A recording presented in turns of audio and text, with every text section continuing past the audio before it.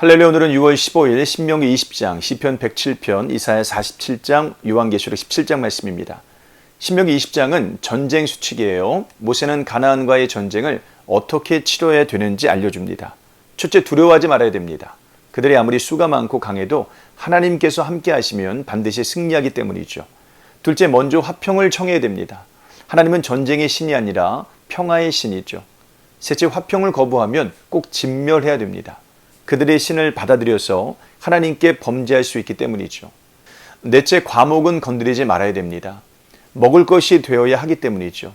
전쟁 수칙을 통해 우리는 하나님께서 어떤 분이신지를 배웁니다. 하나님은 강하십니다. 하나님께서 당신의 백성을 위하시면 해할 수 있는 자가 아무도 없습니다. 그러므로 성도는 담대해야 됩니다. 또한 하나님은 평화를 좋아하시지만 죄와 섞여 가면서까지 평화를 추구하시지는 않습니다. 그러므로 성도는 분별력을 갖추고 때로는 온유하게, 때로는 단호하게 관계를 맺어야 됩니다. 마지막으로 하나님은 일용할 양식을 허락하십니다. 현실을 무시하는 것은 믿음이 아닙니다. 시편 107편은 하나님께서 주권적 섭리로 당신의 백성을 돌보심을 알려줍니다. 하나님은 광야길로 인도하셨다가 다시 거주할 성읍으로 인도하십니다. 하나님은 광풍을 보내셨다가 다시 안전한 항구로 인도하십니다. 하나님은 강을 광야로, 샘을 마른 땅으로 만드셨다가 다시 광야를 강으로, 마른 땅을 샘으로 만드십니다. 하나님은 압박과 재난과 우환으로 가축의 수를 줄이셨다가 다시 복을 주셔서 크게 번성하게 하십니다. 하나님의 주권적 섭리는 우리의 머리로 온전히 이해할 수 없습니다. 그러나 본문은 하나님께서 우리를 돌보시고 있음을 분명하게 하죠. 지혜 있는 자들은 이러한 일들을 지켜보고 여호와의 인자하심을 깨달으리로다. 43절 말씀이에요.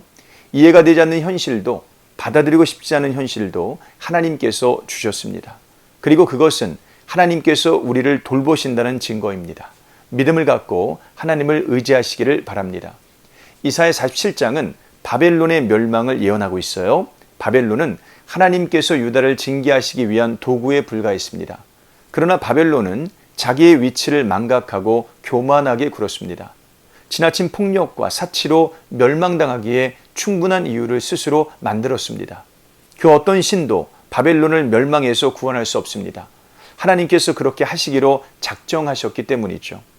요한계시록 17장도 바벨론의 멸망을 말하고 있어요. 이사야 47장에서 멸망이 예고된 바벨론은 역사 속에 실제했던 국가였어요. 본문에 나오는 바벨론은 영적인 의미의 국가, 곧 세상을 뜻합니다.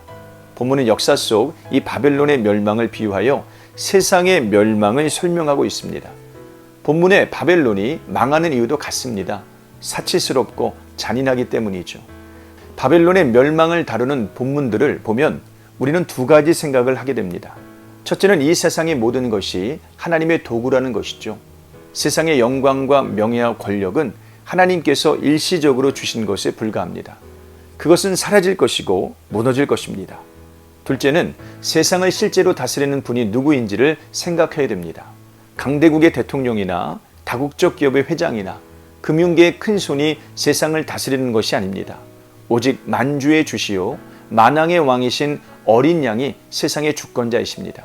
세상을 두려워하지 말고 세상과 화평하나 섞이지 말며 세상을 통해 필요를 얻되 세상에 소망을 두지 마시기 바랍니다. 하나님과 그의 어린 양만이 우리의 구원이시요 소망이십니다. 오늘 하루도 이런 삶 사시길 주님의 이름으로 축복합니다. 고맙습니다.